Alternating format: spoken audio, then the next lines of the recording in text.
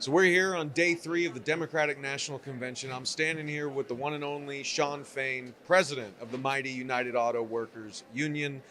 Brother Shawn, you gave a raucous speech on Monday that was well received. Unions supporting Democratic candidates, unions endorsing, the Democratic Party is not a new thing. But something new is happening here. You headlining the opening of the DNC, people using the language of labor like Trump is a scab.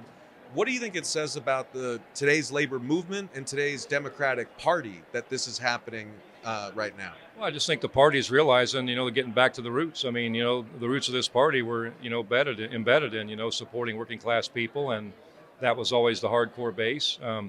I believe after the Reagan years and the Bush 1 years, I think, people went a little more center and, a little more business friendly thanks to trickle down economics and all that under Reagan. And, working class people continue to go backwards. And I just believe as we've met, over the last year and a half with, the Biden administration, Vice President Harris, and with a lot of our congressional leaders, we've been very, very apparent, very real with them about what we expect, that we have expectations, and we're not going to just blindly endorse candidates. There are expectations with our endorsements; they'll be earned, and and they've delivered. And it's a great thing. I mean, I can't tell you in my lifetime when I have heard a presidential candidate talk about corporate greed ever, and it's awesome to hear Kamala Harris talk about corporate greed. And that is the reason why working class people have been left behind in this country, and not affirmative action, not LGBTQ plus people. Not those people trying to cross the border that are destitute and desperate, trying to find a better life. We've been left behind because of greedy corporations and all the wealth being concentrated in the hands of a few people at the top. And it's time we change that.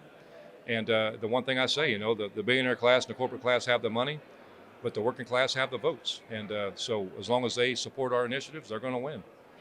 And, in that same sort of time span where the party, and politics in this country in general made a very hard neoliberal shift, like you said, organized labor itself was on the decline. And of course, you yourself being elected president of UAW, represented a sort of shift in the other direction as well. I was wondering, what has changed in organized labor over that time as well, and what is the UAW doing to lead that charge? Well, I mean, look, when Chrysler went through the bankruptcy, I mean, I was 11 years old, 79, 80, or 10 years old, but I mean, there was a shift in the UAW at that time where they endorsed joint programs, the jointness with the companies, and we're in this together type mentality, and and working together goes so far. Working together to me means we have issues we want to see happen.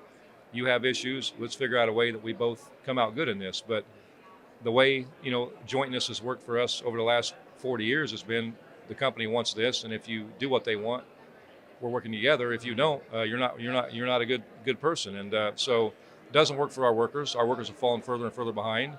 I believe our leadership for decades has been too complacent. And there's a saying, one of my favorite Kennedy quotes, there are risk and cost to a program of action, but they're far less than the long-range risk and cost of comfortable inaction. And I believe that's been a plight of our union for the last 3 decades, is just our leadership at the top's been comfortably inactive, rested on the laurels of people from the 50s and 60s, and that's not what we're here for. We are here to affect change for working class people, and it's a fight. And the wealthy, the billionaire, the elite, the few at the top are not going to share anything, and we have to fight for it. And so we have 3 families in America that have as much wealth as the bottom 50% of Americans. That's inexcusable in this nation, and so we have to fight for that. And I was a frustrated member for 28 years of my life.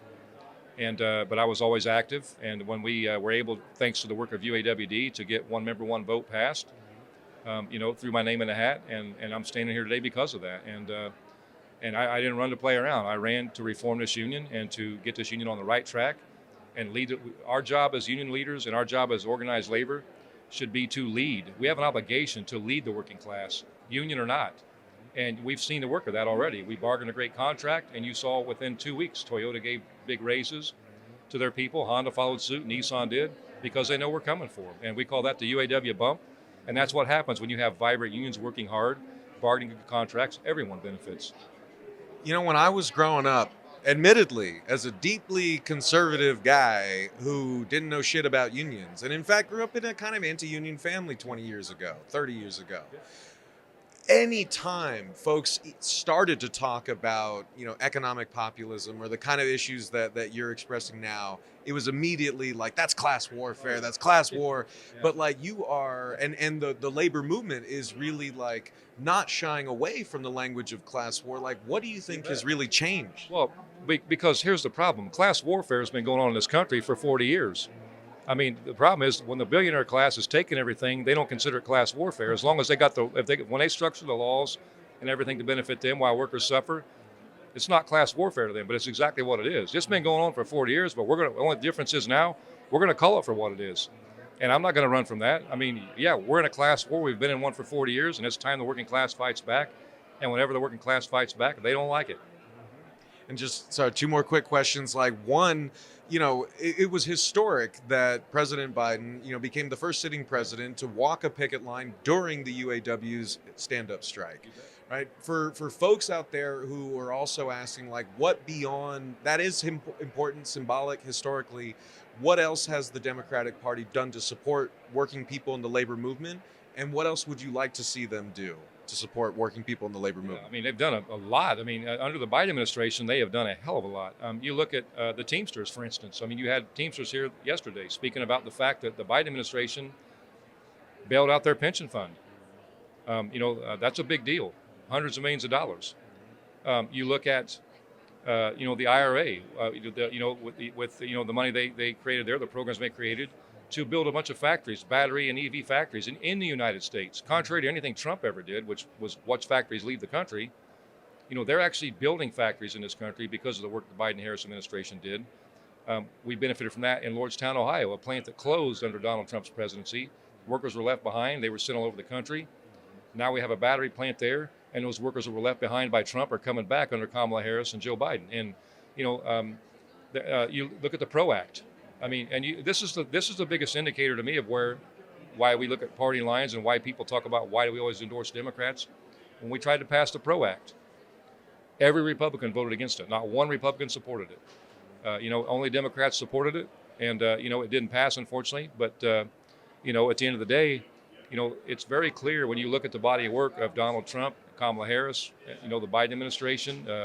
You look at the body of work of a lot of the Congress people, of how they vote, and it's very clear who supports working class people and who don't. Last question about Trump, because speaking not as a member, but as a guy who's been interviewing workers for years, I interviewed, workers at the Lordstown plant. I remember Trump going there and telling people explicitly, don't sell your homes. We're bringing all those jobs back. Then, of course, GM closed the plant, 14,000 jobs lost. On top of that, Donald Trump gave Mary Barron GM a giant tax cut. Like, what does that say? Like, because I feel like when people hear Trump is a scab, they don't see that. Like, what does that actually say about Donald Trump and his politics and what they mean for working people? It's a testament to who Donald Trump represents. He represents the corporate class and the billionaire class. And I'll go a step further. Look just last week, Donald Trump and Elon Musk on the Twitter podcast, whatever the hell it was. I mean, laughing, Donald Trump saying, Elon Musk, you're the best cutter, you're the greatest cutter, and laughing about firing striking workers. That is a federally protected right for workers to go on strike for better conditions. And they laugh about the fact that they fire people. That says it all for working class people. It should say it all for union people, that if you go on strike and Donald Trump's your president, you may be fired. That won't happen under Kamala Harris and Tim Walz presidency and vice presidency. They walked the picket lines with us. Joe Biden walked the picket line with us. Kamala Harris was on the picket line in 2019 with us, and Tim Walz was on last year with us. So, it's just more of the same. Donald Trump has one interest, and that's for the rich to get richer and everybody else to be left behind. He serves himself. And, Kamala Harris and Tim Walz, they're one of us. They're working class people with working class roots, and they care about people. And that's what this is all about. This election's about, coming together as a nation, standing together, people of all walks of life, unifying and taking back our lives. And Donald Trump and his party, they preach division. They want to keep us divided so they can conquer. And that's what they've been doing, and we got to change it.